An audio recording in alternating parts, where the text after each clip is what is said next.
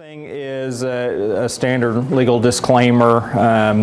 Because I don't necessarily represent you or your association, I only do that by an engagement agreement. You can't consider what we're talking about here legal advice. Sometimes we only half hear things, sometimes a proper legal opinion depends on very specific facts. In this context, and because of the nature of Oklahoma law, which we're going to talk about in just a minute, it's highly dependent on, the answer is usually highly dependent on what the language in your covenants or your bylaws says. We don't have a whole lot of law in Oklahoma that gives us the answer, and so oftentimes it just comes down to what our governing documents say. So this needs to be considered a general conversation.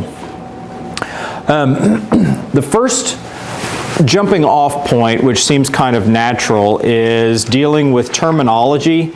And my slides tonight are going to be a little bit different than yours, not substantially. There should only be a couple that are different. One is the first one, because I formed a partnership with another attorney, and so the firm name now is Thompson & Winton as opposed to just Winton Law.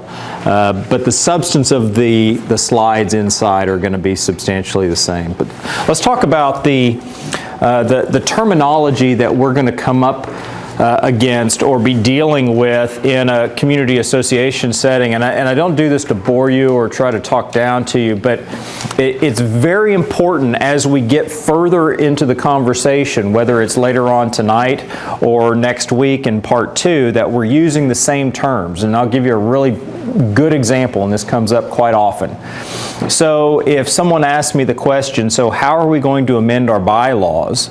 Well, bylaws to me is a very specific type of document. It's not slang or a euphemism for covenants, although a lot of people refer to their covenants as bylaws.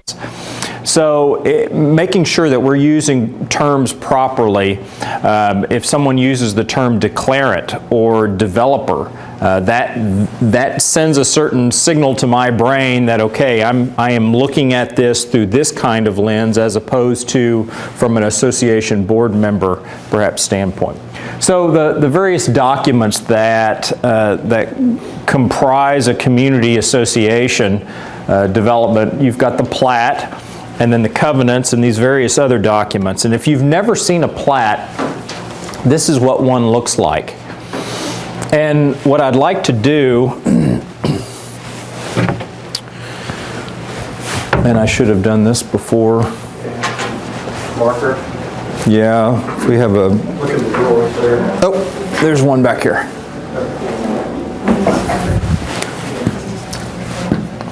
And it might work.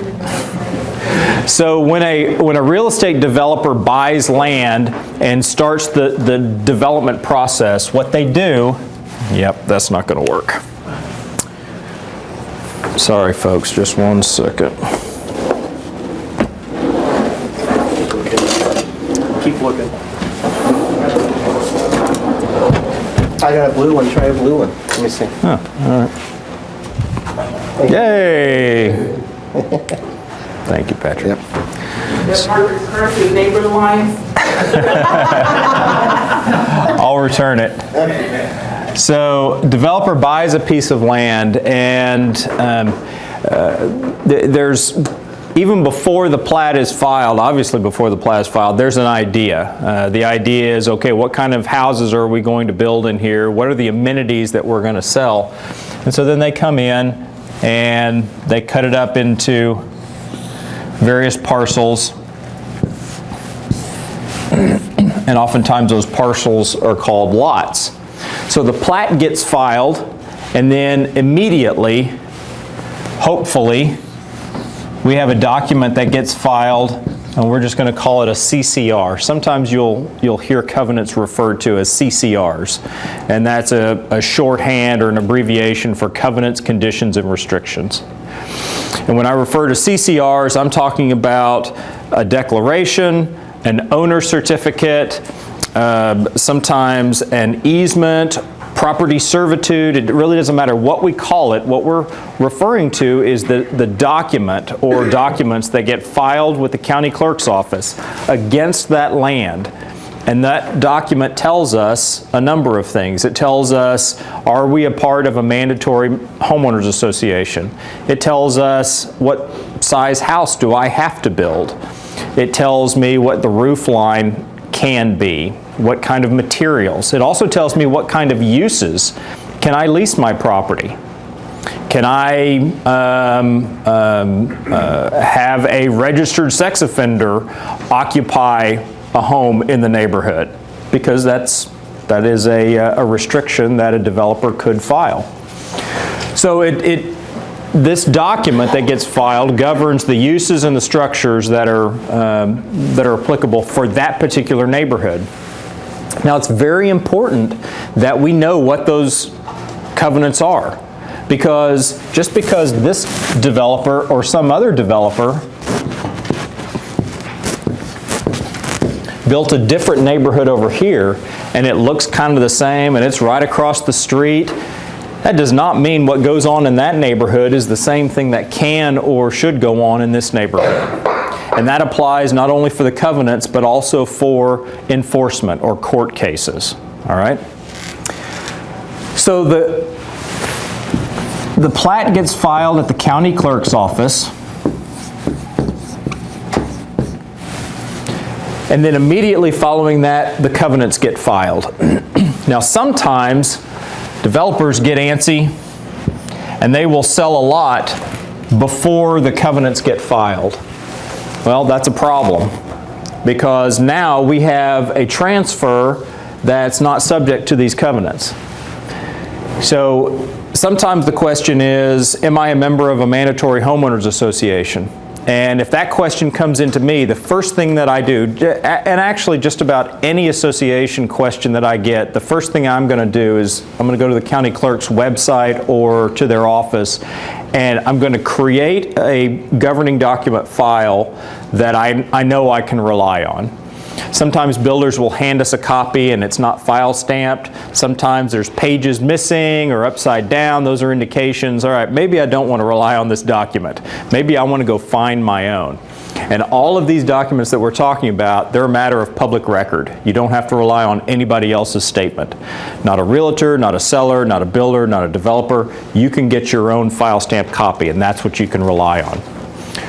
Yes, ma'am. Is that filed by the name of your HOA, or how do you find it? So the plat is going to have a name, and so this plat, we'll say this is Happy Acres. All right, it'll be the Happy Acres edition, and maybe this is Happy Acres Section 1.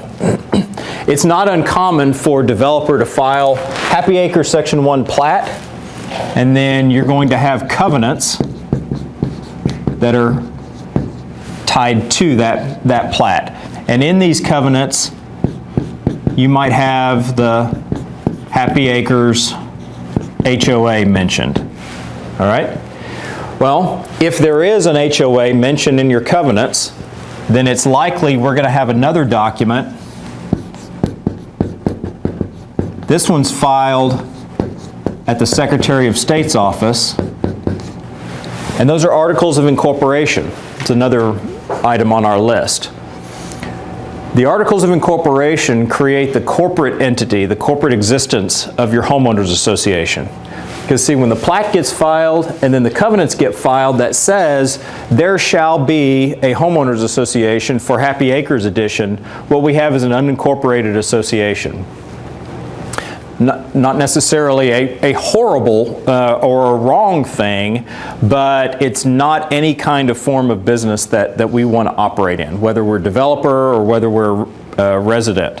So almost immediately, if not even before we file this, oftentimes we'll go ahead and file articles of incorporation and create a corporate entity for Happy Acres. All right?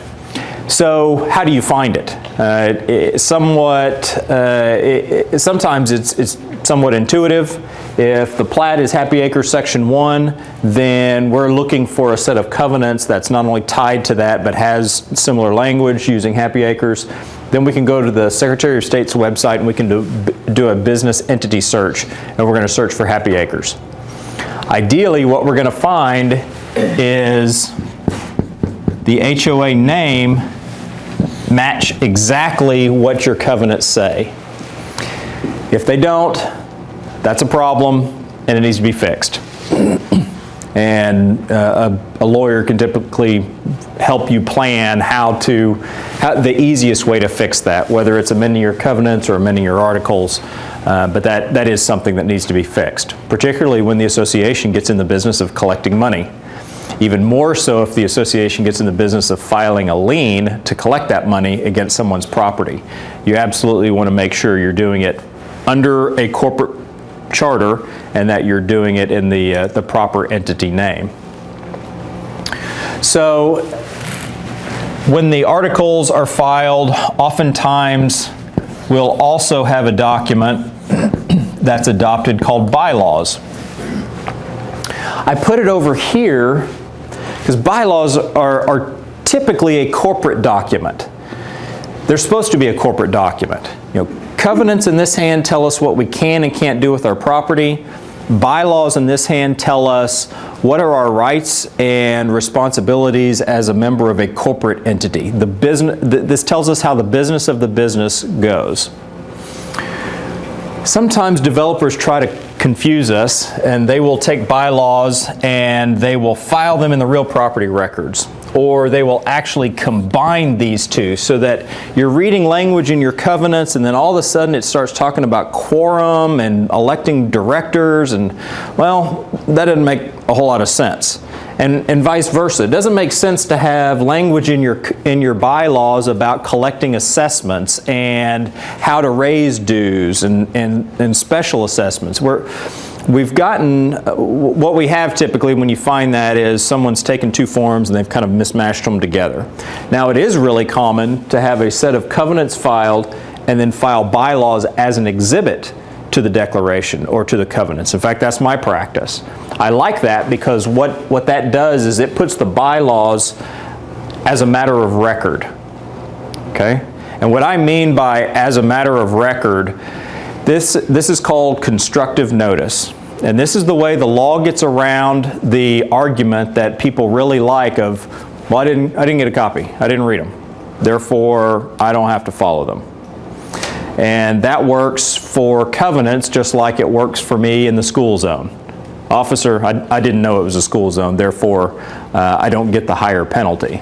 The officer typically will say something like, terribly sorry, you're still getting the ticket. Ignorance of the law is no excuse, right? We've all heard that. Well, in covenant land,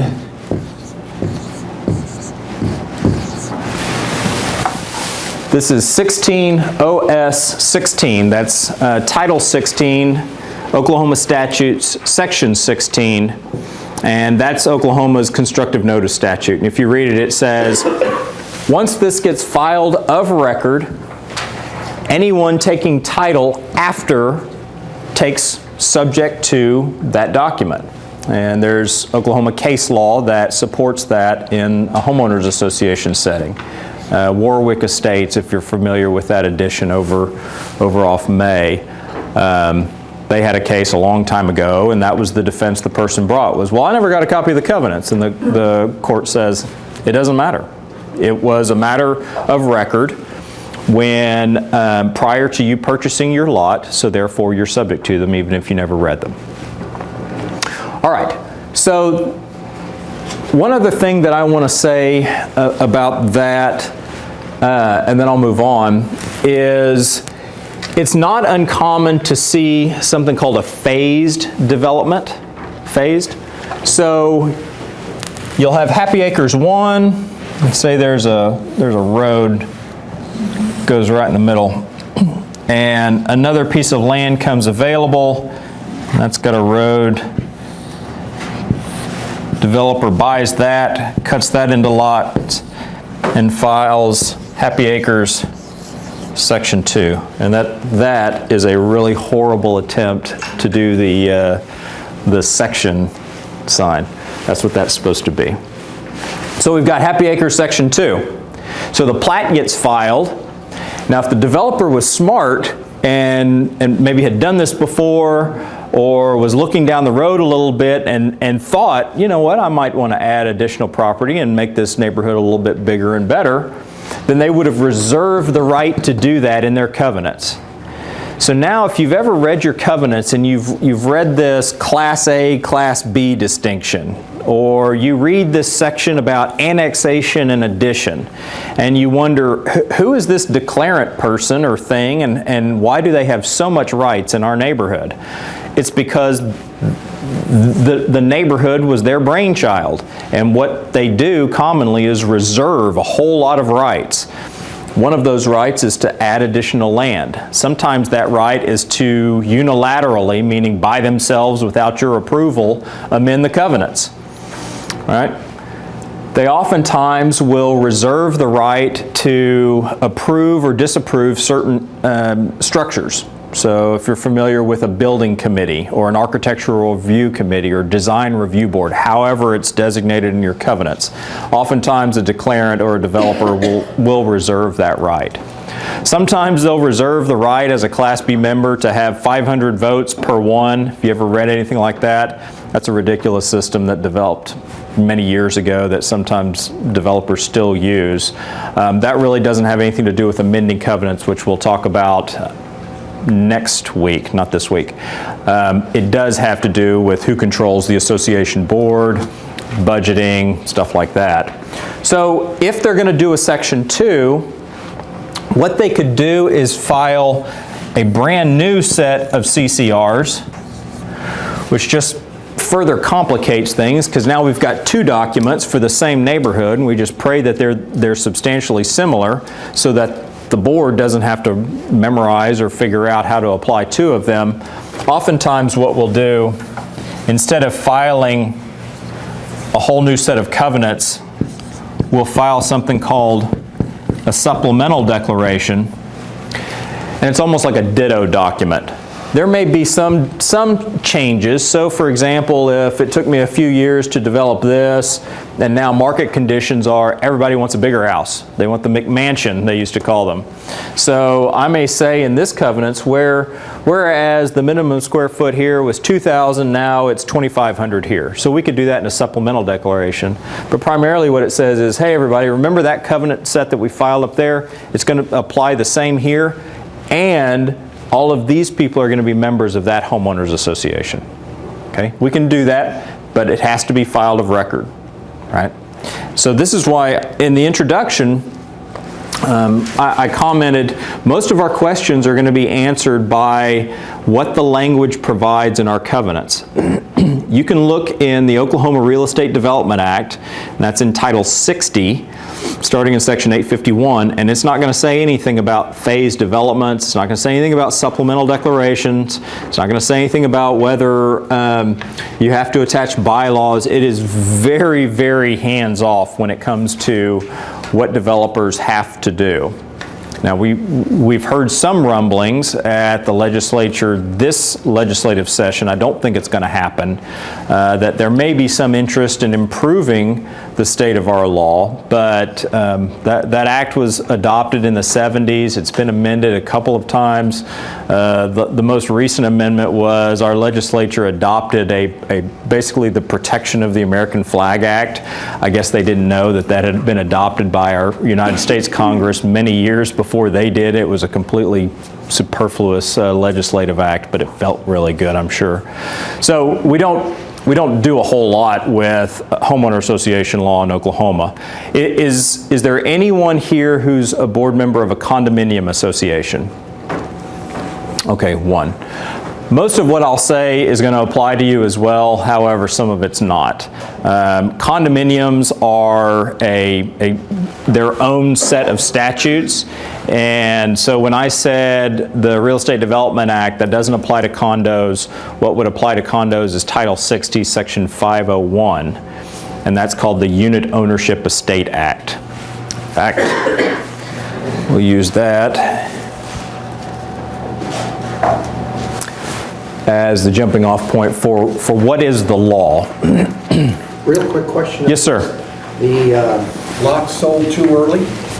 does the subsequent sale of that lot then bring it into the fold? It does not. So what we have to do to bring the X lot back in, we have to get that person's approval. We have to get their permission. So we've lost the opportunity to compel, started to say coerce, compel people to be members of the association, because, and this is why we do it in this order, developer files this, developer owns all of the lots. We only have to get the developer's permission to create the association to make everybody a member, right? It's very easy at that point. It gets hard when we start selling lots and then we have to build consensus. Then we have to get consensus on, what color is that orange or that red or whatever. And then you've got the person that says, well, I see an opportunity here. I'm not going to be subject to anybody's discretion or anybody's authority, and I'll just withhold my vote. It can be a very big problem. It's easier if there's amenities, if there's swimming pools that we can limit people's access to. If it's a private road community, you can pretty much forget about not being a member. That you don't get a free ride over somebody's driveway or somebody's road to your house. So it is fixable, but it's entirely preventable. No reason to do that. So the law, I mentioned the Condo Act. That what I have is the HOA Act. The actual name is the Real Estate Development Act. We call it RETA. I already mentioned articles of incorporation, and I want to stress again how important it is to operate our associations under corporate entities. Not only does that afford us protection as individual board members and as individual members, it also provides us certain benefits of law, and we're going to talk about those in just a second. The third benefit is Patrick is not going to lend you money unless you're incorporated. Yeah, that's on the checklist, and we'll talk about funding mechanisms during the course of this, but there's only a handful of funding mechanisms. You can get money from your developer at the handoff, not likely. You can have regular dues, and like was mentioned, some people, particularly in Oklahoma, wear it as a badge of honor that they have the lowest dues around. Well, that's great until you realize what it costs to fix an elevator or fix a detention or a retention pond, or we decide the playground's worn out, or we want to resurface the streets if you have private roads. It's not an honor, it's an albatross, and then you're looking and scrambling to either recover that by increasing dues or adopting a special assessment, which the members have to approve typically. Sometimes board members can unilaterally, or you can go to a bank and borrow the money. So the Corporation Code or Corporation Act has some really good unless otherwise provided or some default rules. We'll talk in just a second. Yes, ma'am. The bylaws, if they weren't filed with the CCRs here, can they just be updated by the board? Is it a working document, or is that something that has to be all members, or how does that work? We talk about this a little bit more when we're talking about amendments, but whether they're filed or not, and the reason I like bylaws to be filed is for constructive notice. So part of what I do as a lawyer is I take people's arguments away. And one of the arguments I can take away is, well, I didn't have notice. Well, I don't care if you actually had notice, but if the bylaws are filed, then you have constructive notice. So that's one reason we file them. In terms of amendment, if you look at Title 18, and again, I'm assuming that a corporation, that the association's entity is incorporated.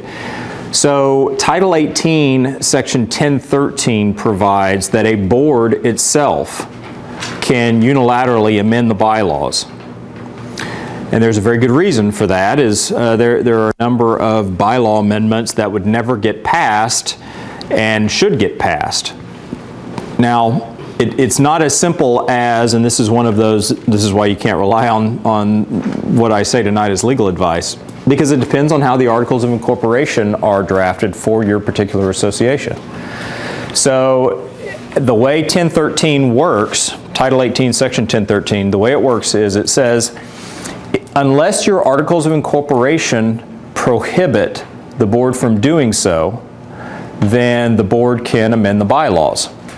Seems kind of strange. You would go to the articles to look to how to amend the bylaws, because oftentimes bylaws themselves will contain an amendment clause.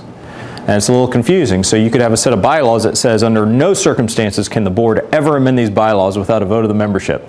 And then you go to the articles, and the articles say, well, of course we want the board to amend the bylaws. They can do it whenever they want.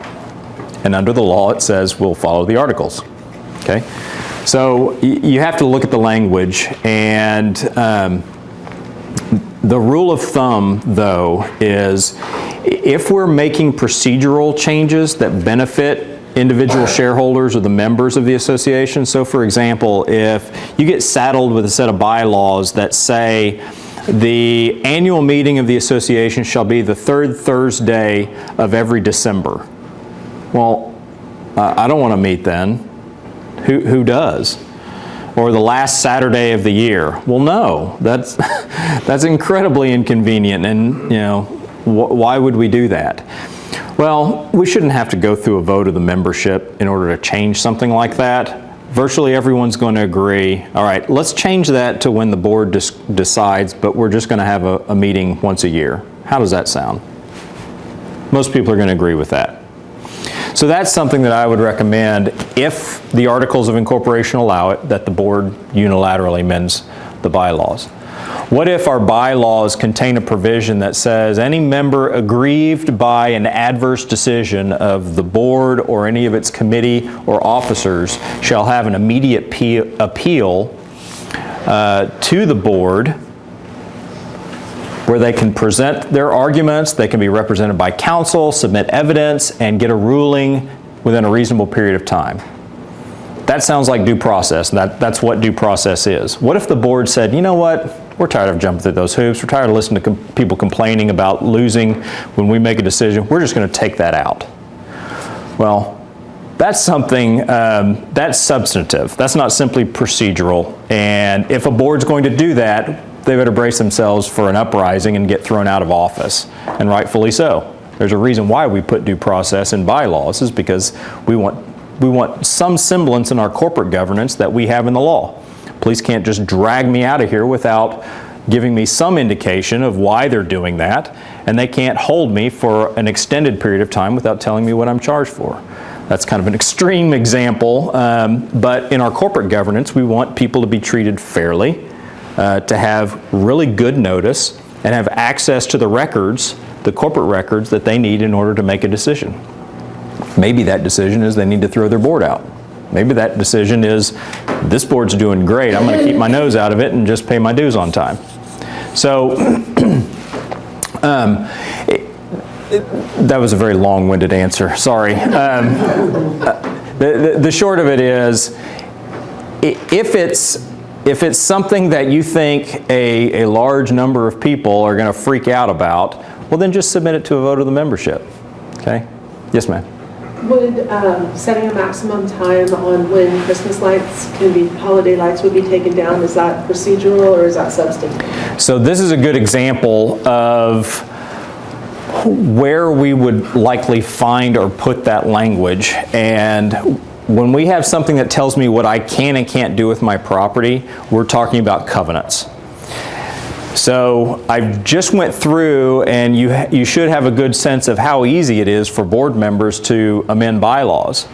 And it's not uncommon for board members to say, well, these Christmas lights have got to go. Lawyer says we have to amend the covenants in order to put that language in there. Well, we're just going to put it in the bylaws. Well, you can't do it. There are some things that you can put in the bylaws, like access to records, how often we're going to meet, what kind of notice do people get of the business of the business, the corporation. But if we're restricting anyone's use of their property, or if we're limiting the type of structure that deals with the property, then it needs to go in the covenants. Okay? Now that I've said that, so when I get hired by a developer this covenant, the declaration, that's what we call it, is going to have a number of exhibits to it. The form that I use, the bylaws, are Exhibit D. Exhibit C is a set of rules. And Exhibit F are called Design Review Guidelines. And what we do with this kind of form is we give the broad base of authority in the declaration, and then we separate out different zones of authority. So the Design Review Board or the Architectural Review Committee, they're going to interpret, apply, sometimes adopt design review guidelines. And so you may have a very small group of people, Design Review Board or Architectural Committee, authorized by the declaration to make rules. And it's a means of doing with a typically educated or professional class of persons, builders, developers, architects, running within their lane and their area of expertise. Then we'll have the association board able to adopt reasonable rules. It's not a way of getting around amending the covenants, and we certainly can't do what the law doesn't allow us to do. So we don't have case law in Oklahoma on this, but other states do. So if we wanted to restrict leasing, it may be that ultimately the Oklahoma courts say, if you want to restrict leasing, that's fine, but you're going to have to put it in the covenants. You can't just simply amend the bylaws, and you can't simply amend the rules to provide that. All right, so that hopefully gives you a little bit of a hierarchy. But again, it comes down to the way your covenants are written. If the covenants say nothing about rules, if they say nothing, say like violations of these covenants may be enforced by a monetary penalty, well then your association doesn't have the authority to fine. All right. You'll hear me say once or twice through the course of these seminars that fining monetary penalties, we call them specific assessments, is one of the best enforcement remedies there is. But just because that's true doesn't mean your association necessarily has the right to go out and do that. It has to be authorized by your covenants. Yes, sir. If the covenants include architectural guidelines, is that a problem? No, that's... So you don't have to break them out, like you say in your... Correct, that's right. You don't have to. And I would say most sets of covenants that you're going to find are going to have the architectural guidelines within the actual covenant document and not as an exhibit. All right. If you're not familiar with OSCN, this is a really good resource in Oklahoma. You can find all of this law. One of the things that the State Courts Network has done too. So if you were to bring up, if you go to oscn.net, there's going to be a dialog box in the upper left-hand corner, and you can type in 18 OS 865, and that's going to bring up that section of law. And then at the very bottom of that, if you scroll to the bottom of the screen, what they have done is they've put all of the case notes. If a case has cited to that statute, then you'll have a link where you can click on that case. So it's pretty helpful. So you can go to the statute, you can read what the legislature has adopted, and then you can read what courts have reported about that case. I've briefly mentioned this, I'll hit it again. One of the things that you need to do if you don't know that your association is incorporated, and if you don't have a 3-ring binder or a folder with all of your governing documents in it, you need to create it. And that's going to answer one of the questions, and that's, is our association incorporated? If not, then you're going to go to the Secretary of State's website. You'll run a search for Happy Acres or whatever the edition name is. And if you don't find it, and you asking your builder, your developer, local realtor, whoever, if you come to the conclusion your association is not incorporated, then y'all need to do it immediately. Okay. Let's talk a little bit about meetings.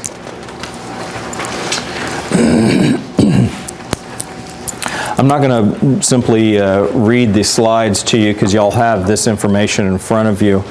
I just want to give you a few general pointers on good meeting practice, whether we're talking about an annual meeting or a board meeting, and that's giving good notice, right? Obviously, if your bylaws, if your covenants provide for a specific type of notice, you have to follow that. Otherwise, you haven't given valid notice. If the bylaws or your covenants provide for no less than 10, no more than 30 days notice, you have to hit that sweet spot. Otherwise, you haven't given proper notice. Let's talk about quorum. And quorum is something that is sometimes difficult to achieve for associations. And this is one of the reasons why I'm a fan of Section 1013, allowing board members to unilaterally amend bylaws. Because I have a lot of association clients who have never had a quorum, ever, at a annual meeting. They might at a board meeting, but what good is a quorum at a board who hasn't been properly elected by the membership? So a quorum is the minimum number of people that you need in a room in order to conduct business. And so if your bylaws provide that quorum shall be a majority of the membership, which I come across that all too often, then that means a majority of the membership, not a majority of the people who simply show up. And so majority quorum provisions, more than likely, you're not going to hit it, okay? So what we're looking for is some kind of relief valve in our bylaws. Something along the lines of quorum shall be a majority, and if a majority doesn't appear, then the meeting may be adjourned and reconstituted, at which time half of the quorum will, or half of the original quorum percentage will be the new quorum. And so eventually it will chip down, and what we do is we send out one notice, whatever within our time frame is, and it says we're having an annual meeting at 7 o'clock. If we don't have a quorum at 7 o'clock, then we're going to adjourn, and at 7:05 we're going to have another meeting. And at 7:05, if we don't have a quorum, then we're going to have a meeting at 7:10. So we have complied with our notice requirements, but we will eventually hit our quorum. But you've got to have that language that allows you to have that subsequent meeting with the lower quorum. You've got to have that language in your bylaws. So if you don't, then you might be looking at having your board amend your bylaws to provide that. Part of the problem with this is if we're saddled with covenants that have our quorum language in there, and this is how it usually works. It's not a general quorum provision, but if you're reading down, when you get to the section and it starts dealing with finances and it starts talking about assessments, it's going to talk about your base assessment, regular assessment. It may talk about special assessments, and then there's going to be a block of language, possibly, doesn't have to be, but this is a very common form, I read it a lot, where they have stuck a quorum provision in there specifically dealing with covenant or assessment increase meetings. Doesn't apply to anything else, but if you want to increase the dues, you've got to comply with this quorum. So be careful. You don't just go to your bylaws and find the quorum clause and say, all right, we got it. There might be a dues quorum clause hiding in your covenants as well. All right, so that's something to watch out for. Some of the things that you can do to increase participation at your meetings is provide consistency, have them at the same time every year, same place, provide refreshments, and childcare.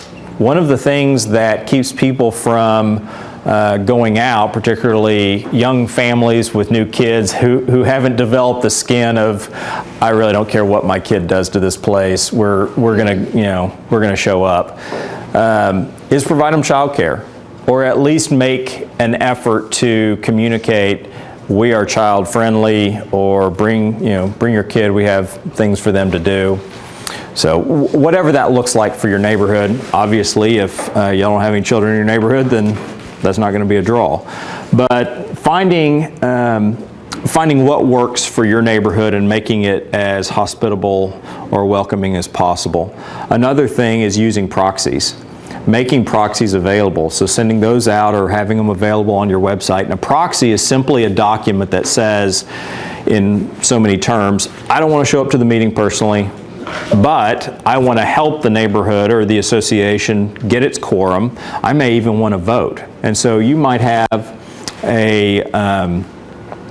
and I've got a slide on this in a second, but you may have a voting proxy, meaning here is the slate of directors. Do you want to cast your vote? Do you want to approve the budget that was sent out? Are you in favor of increasing dues? Do you want to lower them? A directed proxy. Or I can just sign my name. I don't care how you vote. You just take it and do what you want to with it. Right? Sometimes you'll hear this. People will say that the Open Meeting Act for board meetings applies. It does not, unless for some crazy reason your articles of incorporation and your bylaws were drafted to provide for the Open Meeting Act. You absolutely do not want to do that. There's criminal penalties that come with violating the Open Meeting Act. That's a Sunshine in Government Act, not a Sunshine in Corporations Act. So we don't want that to apply. The last thing I'm going to mention on these other meeting tips, one of the best ways to keep a meeting going is to follow an agenda. And it's just like a roadmap, it's just like a plan. If you've ever anybody read that book by Atul Gawande, the Checklist Manifesto? Anyone ever read that? It's a fantastic book. It's written by a surgeon. And it applies to the law, it applies to aviation, it also applies to homeowners associations. And the more you can do stuff by checklists, whether it's enforcing the covenants, collecting dues, following an agenda for a meeting, the more efficient, the more you'll get done. So figure out how to have an agenda. And then the last one, if you're going to have what you think is a fairly hostile meeting, then you don't want to schedule that in someone's home. You don't want to schedule it necessarily at the pool or the clubhouse, but you can have it at a church or an elementary. And I've found that people will typically, this isn't foolproof, but typically will be on better behavior when they're at a church or a elementary school. And I say elementary school because in the cafeteria the seats are small. All of the chairs are small. And it's hard for me to be a tough guy when my knees are up like this and I'm sitting at a little desk. Yes, ma'am.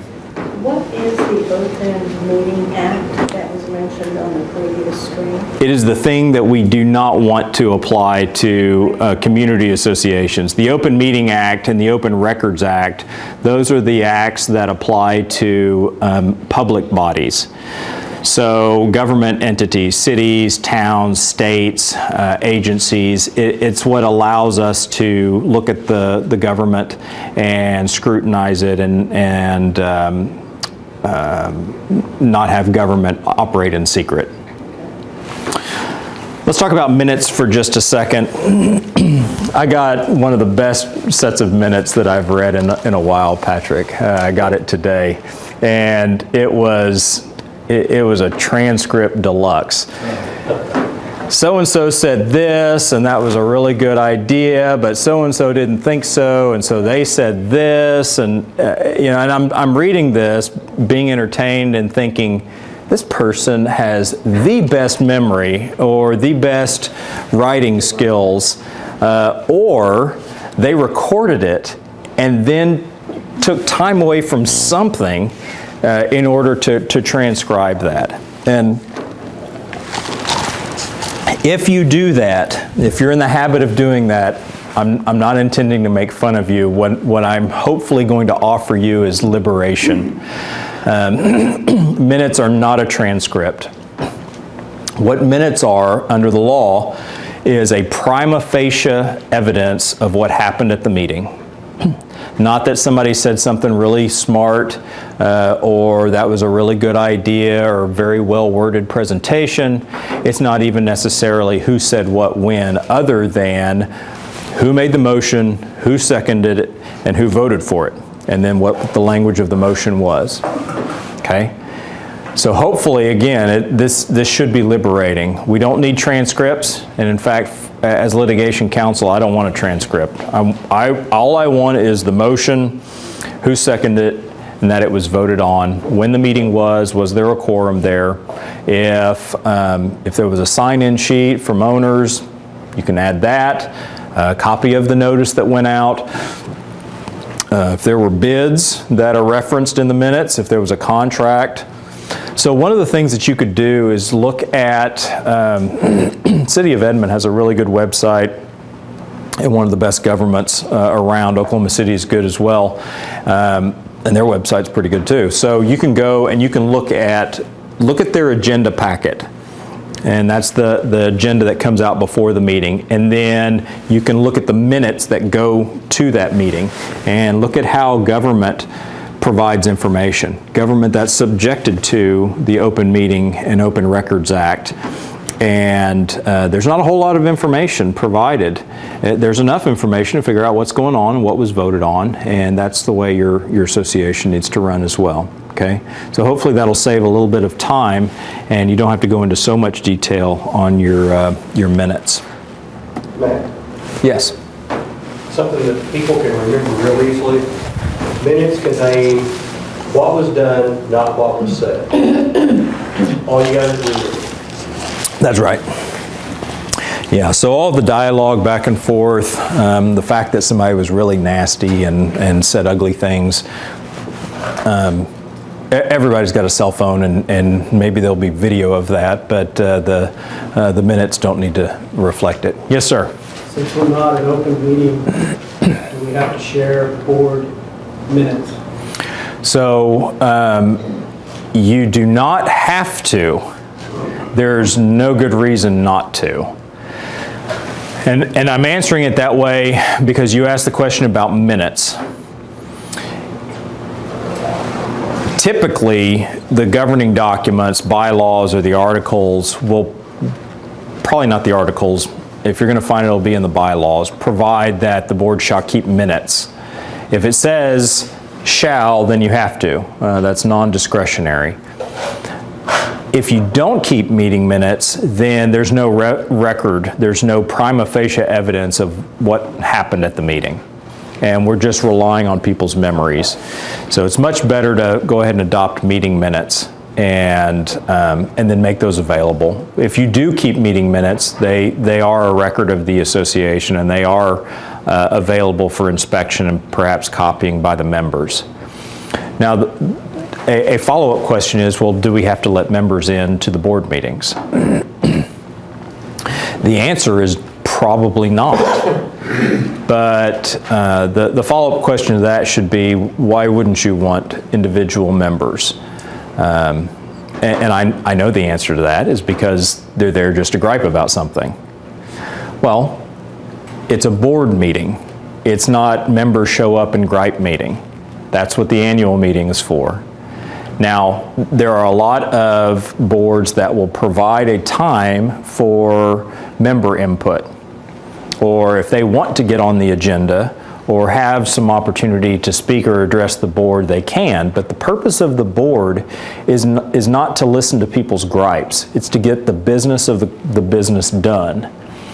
And that business isn't going to get done with the input of the person in the back complaining or griping or throwing in their 2 cents. So I'm a big fan of allowing individual members to come to the board meetings, provided they understand what the rules of the game are, and that's you're all ears. That's all you are, is ears, not mouth. And if the board wants input, they'll ask for it.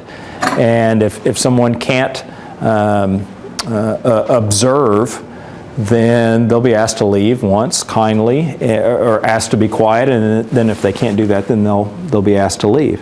It's a lot of the same role that I would have if I just walked into an open court proceeding. I'm perfectly welcome as a member of the public to sit there, to observe, to listen. What I can't do is make my own objections, or I can't advise the judge on, hey judge, you need to do this. What would happen if I started doing that? Probably end up in jail or just thrown out in the hall. It's the same thing with a corporation member during a board meeting. All right. This UOP, unless otherwise provided.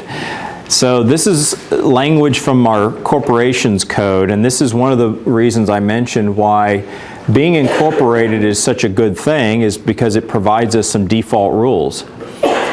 So if we find ourselves without a corporation and without a set of bylaws, well, it kind of begs the question, how many people do we need in a room in order to conduct business? What's our quorum? I don't know. I don't know the answer to that. If you're not incorporated and you don't have any bylaws that say, I don't even know how many it's going to take of you in order to adopt bylaws. I could probably guess a majority. But if we're incorporated, the corporation code supplies all of that information. That's what this unless otherwise provided. Unless otherwise provided means if we go to the Articles of Incorporation, or if we go to the bylaws, or if we go to the covenants, and it answers the question, then we're going to follow that language, because that's directly specific to our corporation. But if we bounce the question off, like what kind of notice do we get, what kind of quorum do we have, then, and we don't get that question answered, then the statute will provide it. Okay, and that's what these are.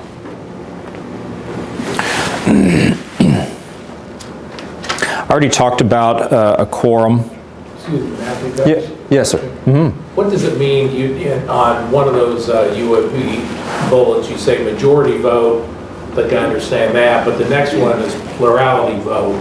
What's the difference between the two? So I'm going to throw Craig, because he's a registered parliamentarian, he knows this answer much better than I do. So the question is majority and plurality, those type of votes. All right, in what context first? In the election, so this one, Title 18 and Section 1060 provides that you have a majority vote except for the election of directors. Okay. And so then in the election of directors, you're either going to have a plurality or cumulative voting. Okay. Majority vote is of those persons present and voting or present via proxy and voting, which I don't know if you've talked about proxies yet. We did. Okay. You have to have more than half, not 50% plus one, more than half. And if you do not have that, there's no election at that point. A plurality, on the other hand, basically elects the person with the highest number of votes, regardless of how many people voted, how many candidates, or whatever. And typically that is done when you have more than 2 people running for an office. And that's the reason why it's drafted that way, and it says majority except for the election of directors. So think of it in terms of if we have a question. The question is, do we adopt this budget or that budget? The question is, do we adopt a special assessment or not? It's either, it's binary, it's one or the other. With the election of directors, we typically have 3 or more that we're voting on. I'm going to go ahead and mention this too, because sometimes this comes up. I'll go to a meeting and if nobody has asked my opinion, I may not offer it, but I will see or hear them talk about electing a president and then electing a treasurer. Well, and actually I've found some bylaws that are drafted that way, which is interesting. Interesting because we elect presidents, we elect to the office in political elections, but typically we don't in corporate governance. Typically in corporate governance, we're going to elect a board of directors or a board of trustees, and then once we have seated that board themselves appoint the president, the vice president, the treasurer, the secretary. All right. It's not impermissible to elect to the office. It's just unusual for corporate governance.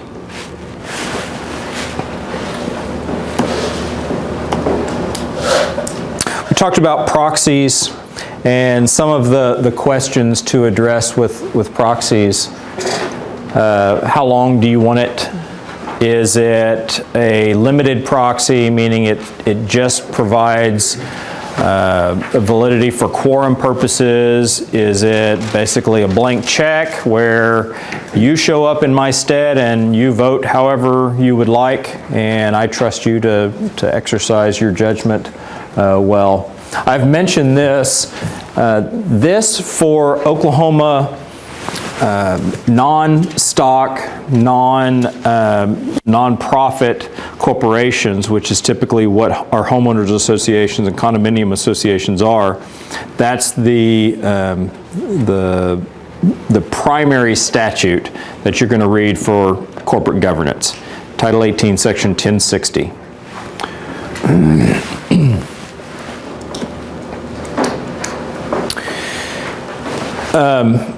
Electronic voting is available. It's only available for corporate type votes. It is definitely not available for amending covenant type votes. We will get into the weeds of covenant type votes next time. So this, I just want to make sure you're clear that this is talking about corporate membership type votes.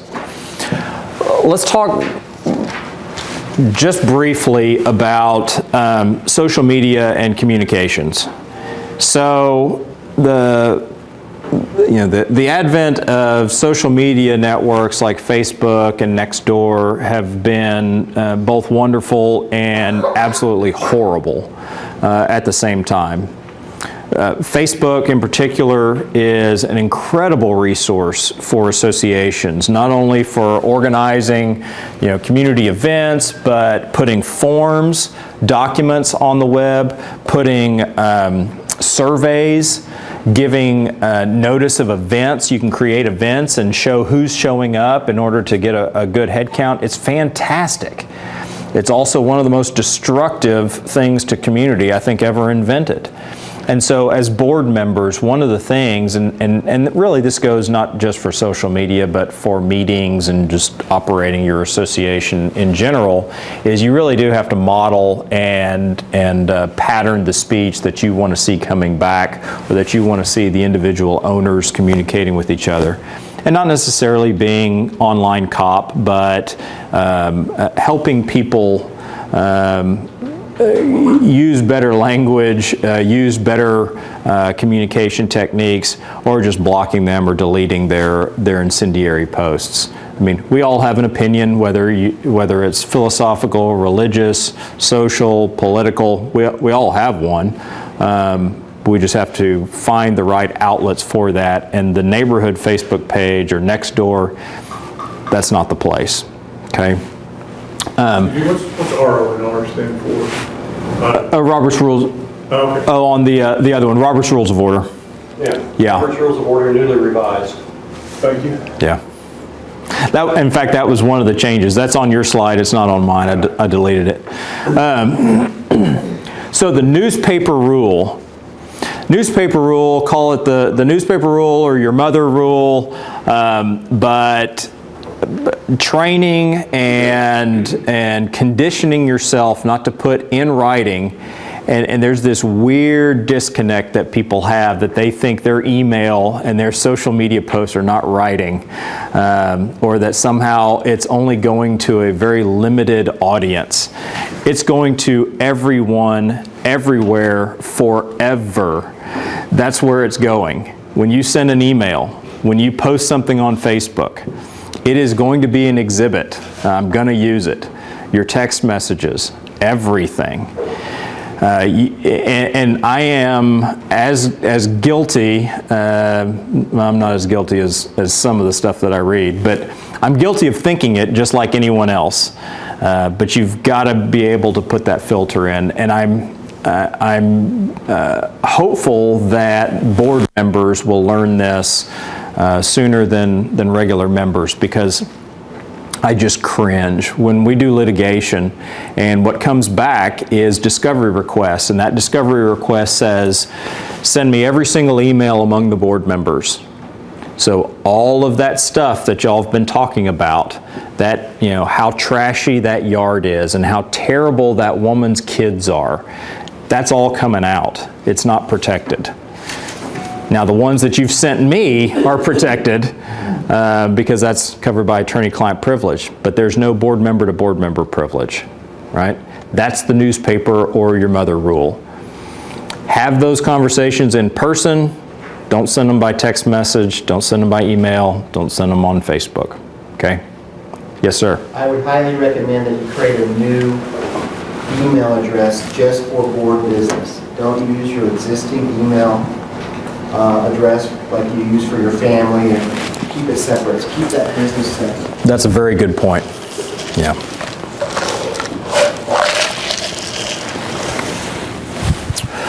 All right.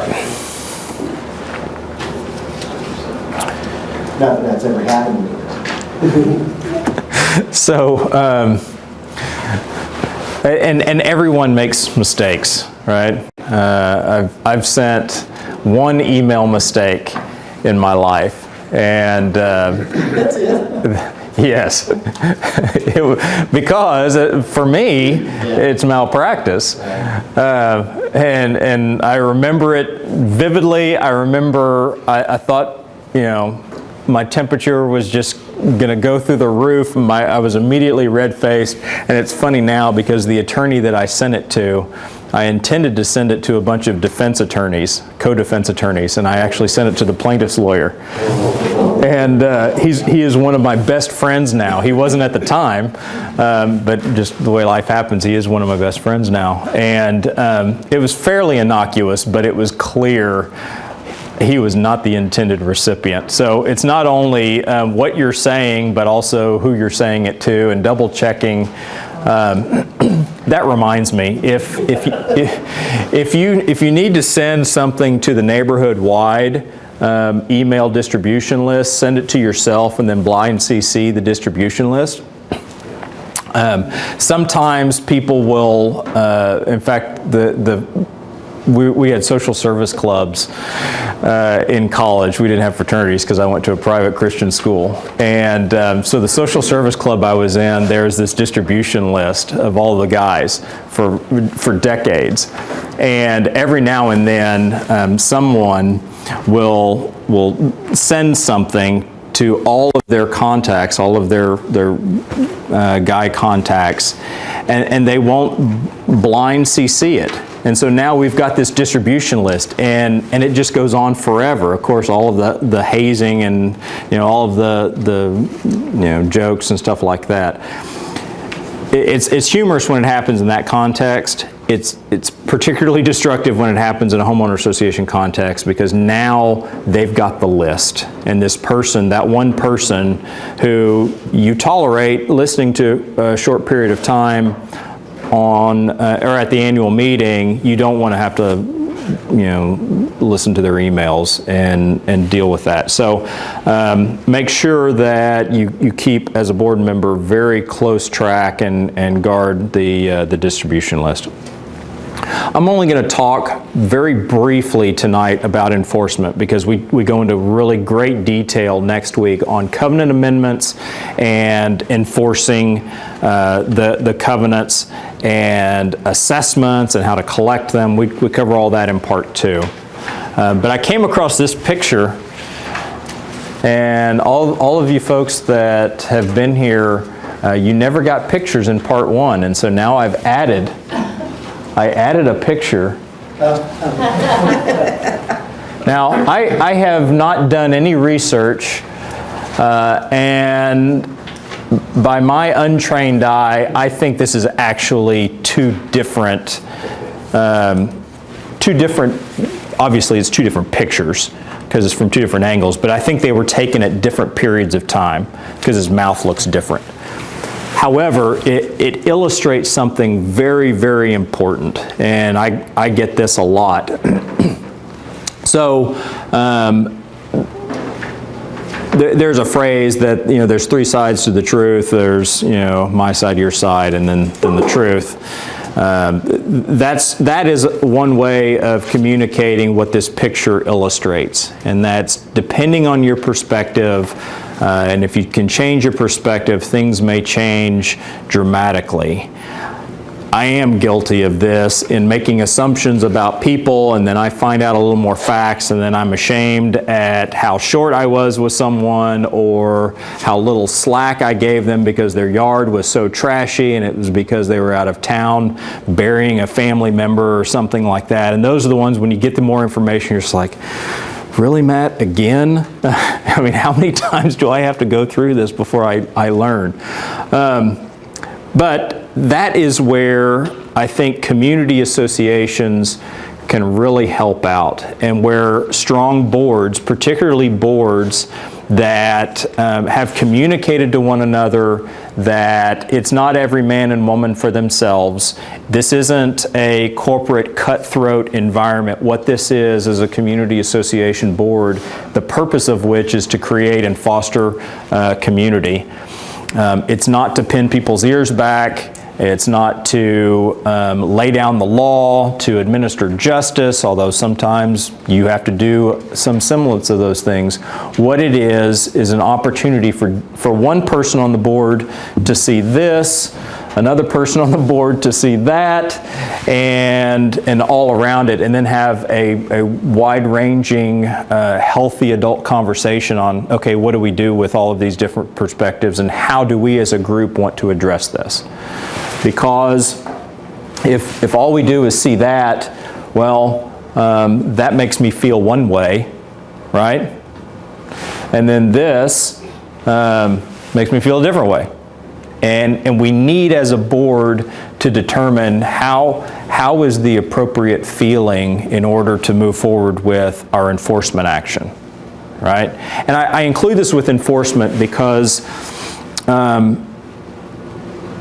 a lot of times we'll have a knee-jerk reaction, or we'll have a very strong reaction in an enforcement setting. And I know this because that's how it comes into my office.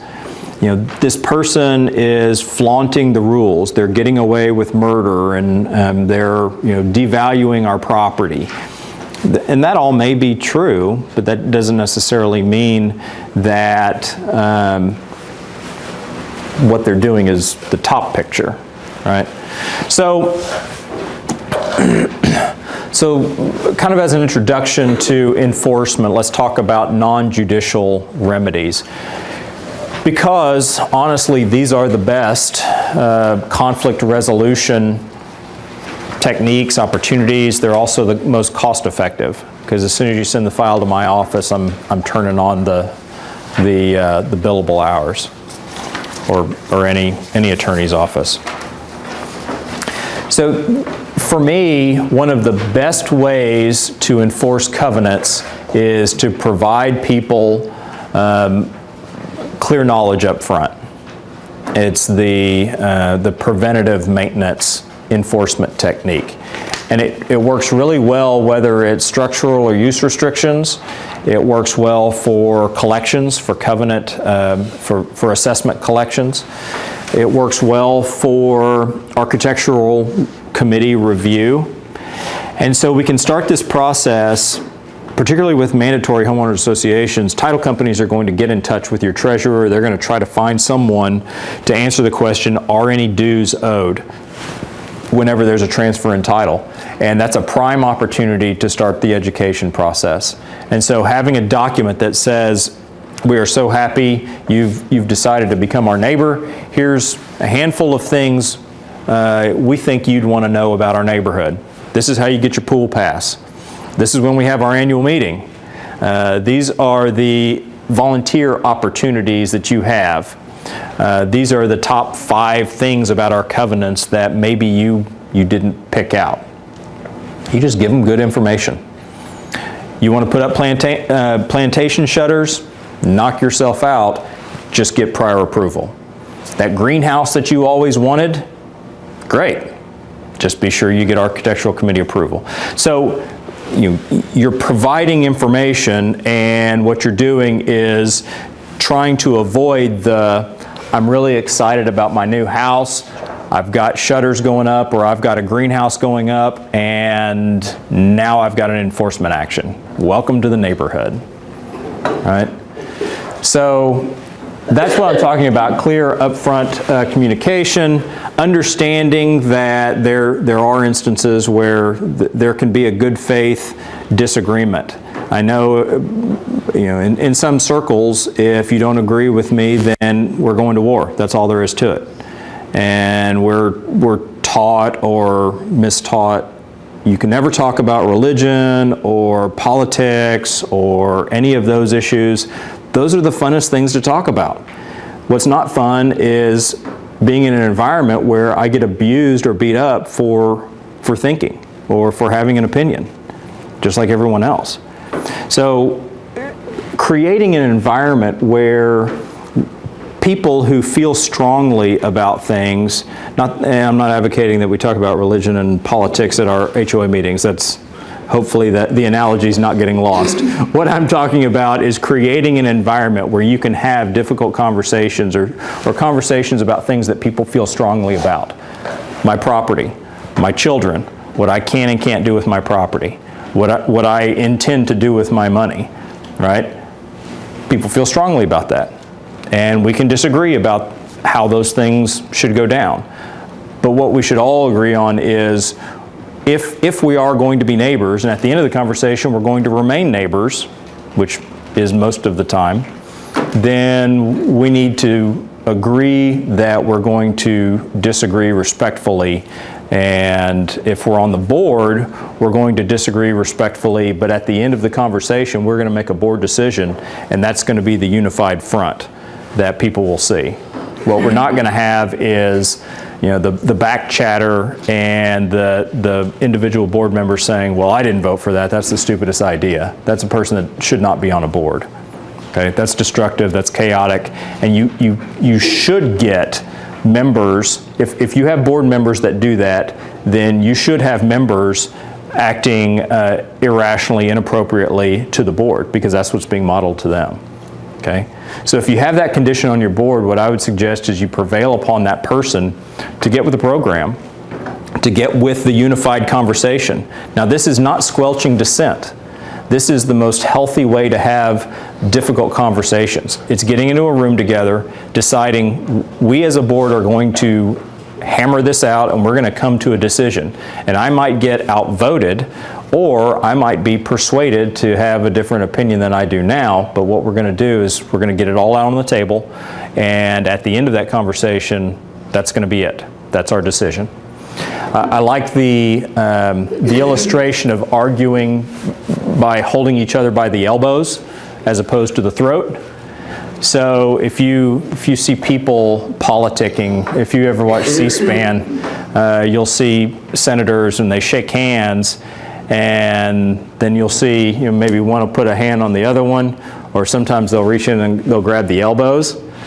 Well, that communicates a lot. I mean, if you and I are in a disagreement and we have each other by the elbows, what we have told each other is we are committed to stand face to face and pretty close. I can smell your breath at that distance, but we're going to talk this out.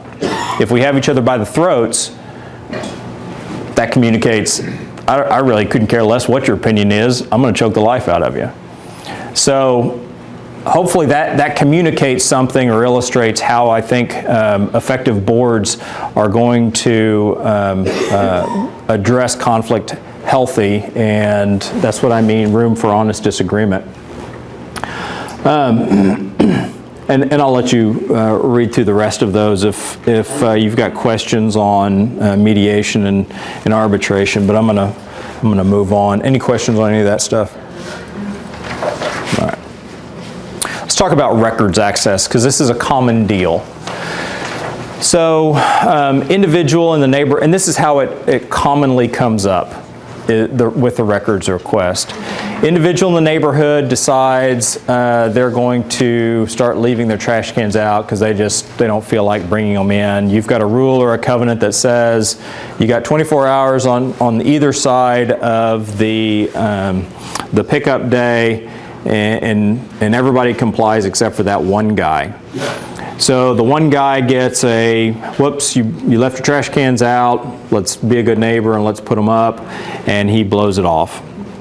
And it progresses and progresses, and finally, pursuant to your covenants, he gets a fine. That's when he gets really interested in the records of the association. It's when the individual has been told you can't do this, or you must do this, or you owe back dues. That's when I see individuals get really interested in the records request. And it has nothing to do with the issue that they're involved in. It's simply a means to punish the board. Well, the bad news, I guess, tonight is individual members of your association have very, very broad access to the records of the association. So knowing that, and that is the law, it's Title 18, Section 1065. And I would encourage you as a board member to go read that. It's very specific. It gives very good detail and procedure on what must happen in order to have a statutory records request. But at the end of that procedure, if they jump through the hoops right, you have to provide them access and you have to give them an opportunity to copy. Well, why not go ahead and make it really easy for them? And so all of the books and records that the association is going to keep, bank statements, profit and loss statements, all of that, just put it on the website. You scan it, you have all of that available so that you take a lot of the punch out of these vindictive, if that's what they are, records requests, and you've already done the work. You don't have to do it over and over again. Well, then typically what happens is the individual says, well, I want to see all of the books and records. Not a problem. We'll get it all into a room. You can sit there and you can paw through it. You put a sticky next to what you want a copy of, and we'll get you a quote for it. All right? Yes, ma'am. I have a question regarding that, and particularly with financial information. Aren't you required just to provide an overview? I mean, you wouldn't be providing individuals information outside. When you say individual information, For instance, if you were in a lien position, you wouldn't be publishing each person's liens, would you? well, the lien is filed of public record. I know, but I mean, just as a general record, would you be? What I would not put up there is a collections report or an aging report. But a profit and loss statement, a balance sheet, the bank statements. I once had an association, I typically represent developers and associations. Every now and then I'll represent an individual owner against a developer and association. And this was one out in Canadian County. And he wanted to see the bank statements. And the association refused, saying it was private financial information, that he couldn't have access to the name of the bank or the bank account where the association banked. And my question to their lawyer was, well, what do you do when you write a check? I mean, how private is this information when you're writing checks to pay the vendors, right? Well, yes. So fork them over. What you see oftentimes with records requests, both on the association side and the individual owner, is people they're angry, and that anger needs an outlet, and so they use records requests, and it sometimes, I can't remember who said this quote, that maybe it was Dawkins, it was an atheist, said he doesn't like religion because it makes smart people say stupid things. I think that's what happens with records requests sometimes, is you don't want to accommodate this person because there's a personality dispute, and so it makes you take ridiculous positions. Well, we can skip all of that. Now, if it's a matter of public record, you can refer them to the public record, although the association really should have all of its covenants and articles and all of its governing documents in a PDF ready to email to anyone at the drop of a hat. There's no reason to tell the person, nah, we're not going to give it to you. It's a matter of public record. Go get it yourself. Just as an accommodation, as a customer service thing, provide it to them. But I would not provide access to, if for some reason the association kept copies of individual member checks that they've paid with, credit card numbers, that kind of stuff. No, I wouldn't provide that. Yes, sir. If you're a small association and don't have a clubhouse or a building or facility to store the records in, how do you keep the continuity of the records long-term, 5, 10, 15 years? Yeah, and asking that question is good. Some associations simply don't, and the record keeping is deplorable. Having a management company helps. Of course, if it's a small association, maybe they don't have the funds to hire a manager. And so typically what you see is a combination of longevity of board members and use of technology. So And realistically, a bad secretary treasurer in there someplace and gets lazy, a lot of records are gone. that's right. So as a board member, having some reasonable certainty or assurance that the corporate records are being adequately housed. And this is why use of technology, putting them on a cloud, putting them on something other than just one flash drive that's at somebody's house, because the house goes up or they disappear. Mm-hmm. Is there a corporation or company out there that basically does the archival stuff and they check you to make sure you send in the annual minutes? Document house? There are some. Well, there's Dropbox and those, but They're actually document management companies that you set up the rules you want to follow. They make sure they come back and for corporate governance. for corporate governance. Okay. Where do you find out about them? If you look up on the internet, just corporate document management, I think that'll probably get you many of them.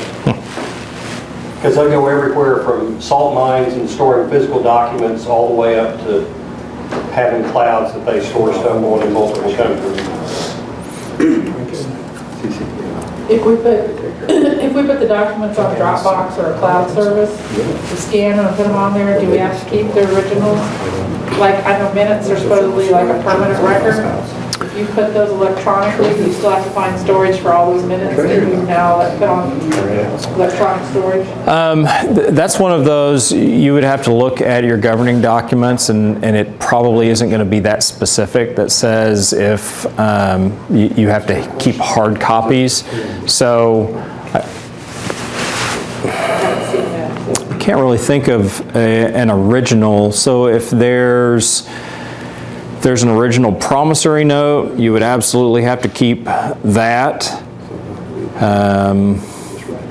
But most associations aren't in the business of taking promissory notes. I don't know, can anybody think of whether you would have to keep the originals? I really can't think of anything other than a promissory note, and that's because you have to have the original. If you have an original contract, so in Oklahoma County Small Claims Court, oftentimes the judges will not enforce a contract unless you have the original that was signed by the person you're wanting to hold it against. So holding on to, say, the landscaper contract that's signed by them for 5 years after the completion or termination, because it's a 5-year statute of limitations on a written contract. I could see that one, although I see probably the majority of contracts now that are signed electronically and you don't have an original. I was going to say, everything's electronic anymore. So. Mm-hmm. Yeah. How many years do you have to keep your documents, like your minutes and your bank statements and things like that?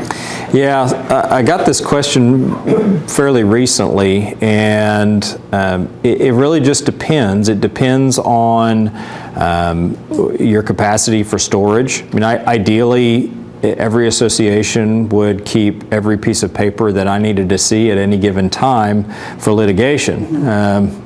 But that's an unmanageable standard. So typically what you find is you keep governing document file, minutes, resolutions, those are all indefinite. You keep those forever. You keep tax returns for 5 years, possibly 7 beyond their filing date, contracts for the period that they're in effect plus 5 years, insurance policies for the policy period plus 5 years. And where I'm getting 5 years is that's the statute of limitations for breach of contract. Yes, sir. Is that formalized someplace in the document retention procedure? Is it? You basically summarized it there. I am completely making that up. It is not, it should be in a document retention procedure, and that should be adopted by resolution so that the association board, once this one cycles off, you don't have that loss of corporate memory. You've got, this is our procedure, whether it's document retention, this is how we address conflict, this is how we collect assessments, this is when we file liens. It goes back to Atul Gawande's book, The Checklist Manifesto. It's the exact same principle. And is that all supposed to go in the bylaws? Is all that supposed to be updated in the bylaws? Or can you do like a policy? Sure, resolutions. Yeah. What resolutions are? Okay. You could adopt a resolution. Now, some associations might go through and put some of that in their bylaws, but oftentimes the way this will work is, say this is our bylaws, and we have a section that says the HOA, I'm sorry, see, I do it too. This is our CCRs. It says the association can collect dues. And then it'll say if people don't pay, the association can file a lien, can charge penalty interest, can take them to court. That's a fairly common assessment clause in covenants. Well, it doesn't tell us when we're going to file a lien. It doesn't tell us how often we're going to file a lien. It doesn't tell us are we going to charge simple interest or compound interest, because covenants never say whether it's simple or compound interest. It doesn't say when we're going to take them to court or what kind of court. So oftentimes what we'll do is we'll take this very broad authorization,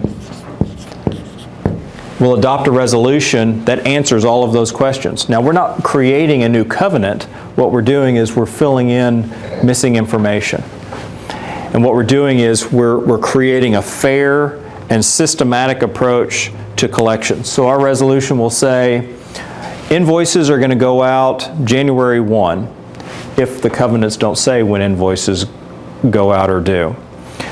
We're going to consider them delinquent after 30 days. We're going to send a friendly reminder, whoops, we missed your check, after 60 days. After 90 days, we're going to give them a notice, pay it in 10 days, we're filing, something along those lines. We're making it up. Now we're making it up within the confines or the dictates of the covenant or the bylaws, and it goes the same for a document retention policy. Bylaws will say something like the association secretary shall house or maintain all the books and records of the association. There's probably language that says the association shall provide when asked or pursuant to law access to the books and records. You've got this broad authorization. Well, how do we manage that? What does that look like? And part of this is building in fairness and equal treatment to everyone, so that I'm not tempted when someone comes in with a really good story or it's not even a really good story, not that they're making something up, but that I know the backstory. I know this family. I know the wife is suffering from cancer, and I know he couldn't care less about paying these association dues, and so we're going to give him a pass. But then this person comes in that I know their story, or I think I know their story, and I don't much care for them, and so they're not going to get a pass. Now we have two completely different collection practices. And we may want to give people a pass. What I'm not saying is we lay down, the hammer on everyone equally. But we need to ask that question ahead of time, because as counsel, if I go to try the case where we're not going to give the person a pass, and they bring up the facts, well, why are they charging me penalty interest, and I know they didn't charge this other person penalty interest? That's a case problem that I have to deal with. All right? So we know those come up, and we can address them by running them through a collections policy. Yes, sir. Just to kind of add on just briefly on this, if you're trying to flesh out either your bylaws or your declaration, your CCRs, do a listing either of individual resolutions you've adopted or individual motions that you've adopted that are on one list. Have them with the CCR, but recognize that it's not a part of it. Same thing with bylaws. Yeah. But have them all in the same place, so if somebody comes down and says, well, it says this, well, go down to the resolutions that are attached. And then that way it's all in one package, still two documents or multiple documents. So those resolutions can be passed by the board since Yes. they're not on the CCR? That's correct. Yeah, resolutions are typically adopted by the board. Should those be recorded? Resolutions are typically not recorded. Is there a reason to record them? Well, if they are going to be recorded, then you're probably looking at a covenant amendment, and there would be a reason not to record them, because resolutions, they don't go beyond what the covenant language says. If they do, then we're trying to do an end around of amending the covenants. Filing them of record, I've seen it. The reason I brought it up is going back to this archive question. There's some practices in other states that they actually will record the annual meeting minutes on the recorder's office every year. Well, that's interesting. I've never come across that, and I've never thought about it. And this is one of the reasons why I love these discussions, because I hear something new and it gives me stuff to think about. So from an archive standpoint, I can see the benefit in doing that. I don't know anybody that does that around here. It's in St. Charles County. I just happened to be run across it. That's interesting. Something I did think of, Craig, as you were talking, and I think that's a really good suggestion in keeping all of your resolutions and policies organized, is keeping them in electronic format so that you can search them by keyword.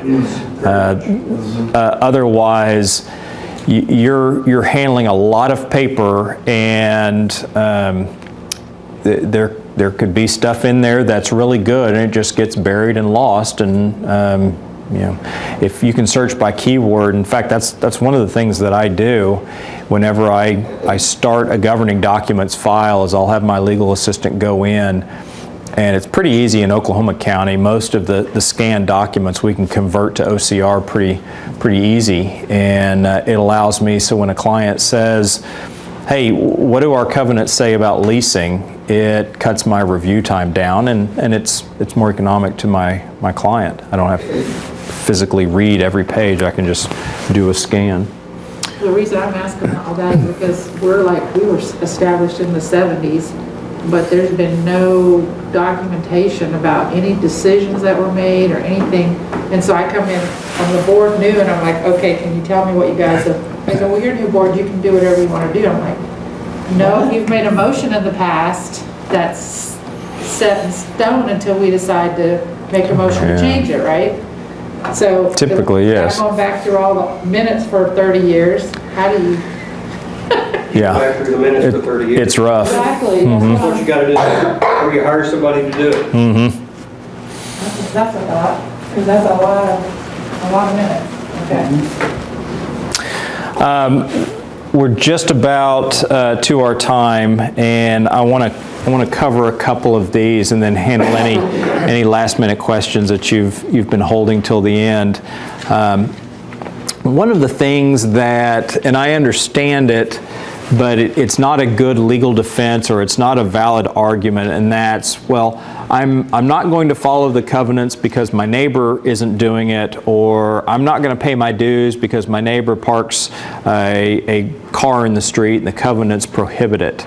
That's a fairly common thing for people to argue, and I know that my tendency would be, well, that's not a legal defense, so just stop it. And that's probably not the most effective way to remedy that. Really approaching that as an opportunity to continue an education process or win this person over, and sometimes with analogies or just spending a little bit of time as opposed to just, the SWAT down, stop it, might be more effective. And there's some people who are better at those conversations. I know between me and my wife, she's much better at doing that kind of connecting and conversations than I am. And so there's got to be someone on your board who is better suited, and that's who you want to send. So that's the person that can communicate, well, look, if you knew your neighbor was cheating on his taxes, would that give you the right to cheat on your taxes too? You don't really believe that, do you?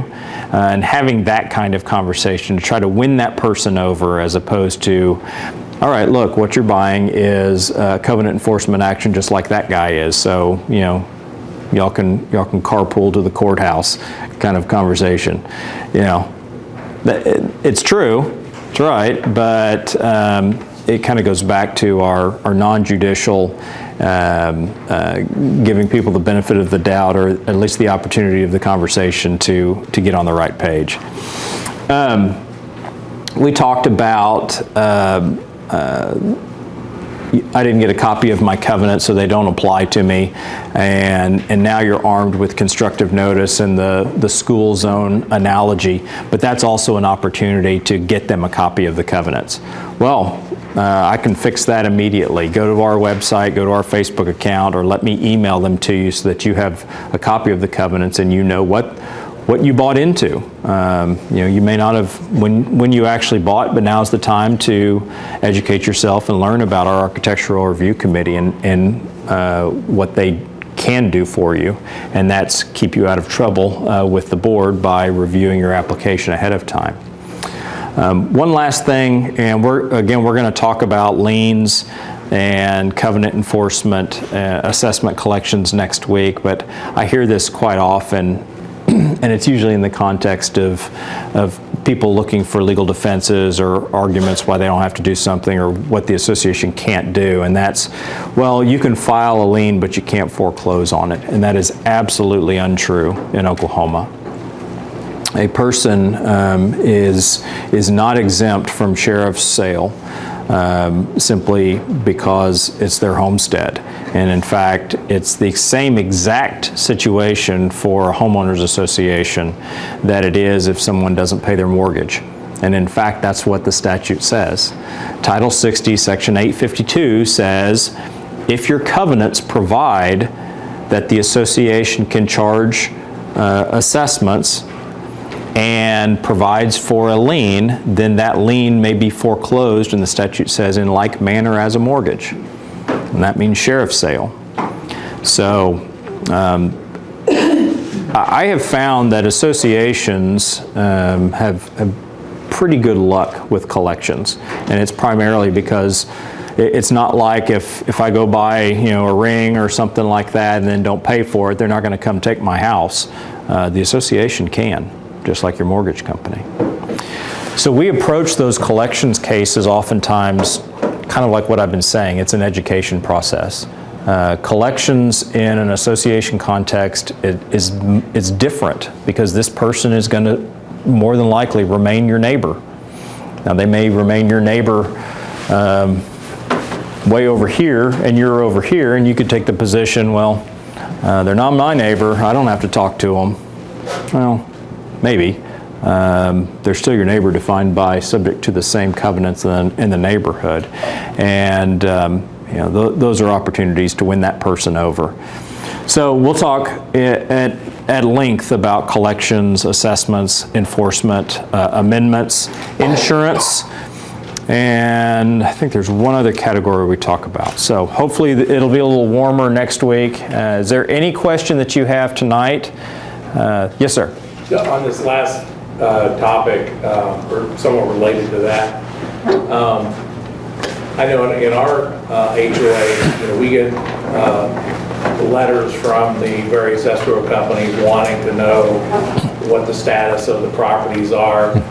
And I know when I bought my house, my realtor gave me a copy of the CC&Rs, and I believe a copy was presented to us by the escrow agent at closing too. Is there a requirement in the state of Oklahoma that realtors and/or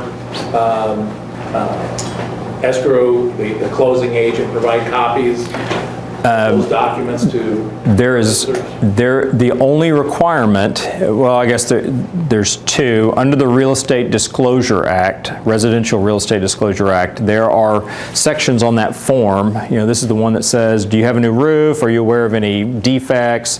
There's a section, is there a mandatory homeowner association? What common areas do they own, and how much are the dues? So there's a section that's going to give you an idea that there's something like that. Title 60, Section 857 says if the buyer asks for a copy of the covenants, then the seller has to provide it within 30 days of closing. It's an asinine statute because it assumes, one, the buyer knows to ask for them, and two, 30 days after closing, they're subject to the covenants. So we're not quite there in Oklahoma. In like states like Texas, if you've ever bought property in Texas, it's probably this way in Missouri. Y'all are a Uniform Act state, aren't you? Okay. So you're going to get, as a matter of law, and I guess it's just a difference of opinion. You're familiar with the push versus pull information. The standard is either information is pushed to you or you have to pull it. Well, Oklahoma is a pull, and that formerly known as buyer beware. Buyer, you better educate yourself, and you better ask all the questions you want prior to pulling the trigger, because once you close, it's yours. Well, other states, Missouri, Texas, they do a little better in pushing that information. Prior to closing, during the executory period, when you sign the contract, you get copies of the insurance policy, the articles of incorporation, the bylaws, the covenants. You get all of that information. The financials, you get a really big packet. They're even more detailed with the Condo Act in Missouri. There's a resale disclosure that has to accompany the sale. Yeah, we have none of the condo protections. It really is buyer beware for an Oklahoma condo.